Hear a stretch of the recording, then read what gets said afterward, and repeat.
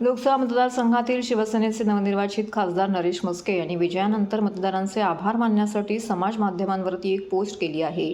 त्यामध्ये एक चहावाला पंतप्रधान होतो, एक रिक्षावाला मुख्यमंत्री आणि एक कार्यकर्ता खासदार झाला आहे. हा आहे नवा हिंदुस्थान असं म्हटलं आहे. त्यांच्या या बॅनरची सर्वत्र चर्चा होत आहे. शिवसेनेचा बालेकिल्ला अशी ओळख असलेल्या ठाणे लोकसभा मतदारसंघामध्ये शिंदेंच्या शिवसेनेचे नरेश म्हस्के विरुद्ध शिवसेना उद्धव बाळासाहेब ठाकरे पक्षाचे खासदार राजन विचारे अशी लढत झाली आहे. राजन विचारे यांनी निष्ठावान विरुद्ध गद्दार असा प्रचार केला होता, तर धनुष्यबाणाचा कार्यकर्ता असा प्रचार नरेश म्हस्के यांनी केला होता.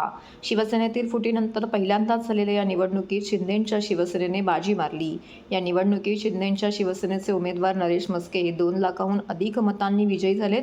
या विजयाच्या निमित्ताने मुख्यमंत्री एकनाथ शिंदे यांनी उद्धव ठाकरे यांना धक्का देत ठाण्याचा गड राखलाय. तसेच तेच ठाणेदार असल्याचे त्यांनी दाखवून दिले. नवनिर्वाचित खासदार नरेश म्हस्के यांनी विजयानंतर मतदारांचे समाज माध्यमातून आभार देखील मानले. त्यासाठीच त्यांनी समाज माध्यमांवरती एक पोस्ट शेअर केली. तसेच या पोस्टची सर्वत्र चर्चा होत आहे. एक चहावाला पंतप्रधान होतो, एक रिक्षावाला मुख्यमंत्री आणि एक कार्यकर्ता खासदार झाला आहे. हा आहे नवा हिंदुस्थान असं त्यांनी पोस्टमध्ये म्हटलं आहे.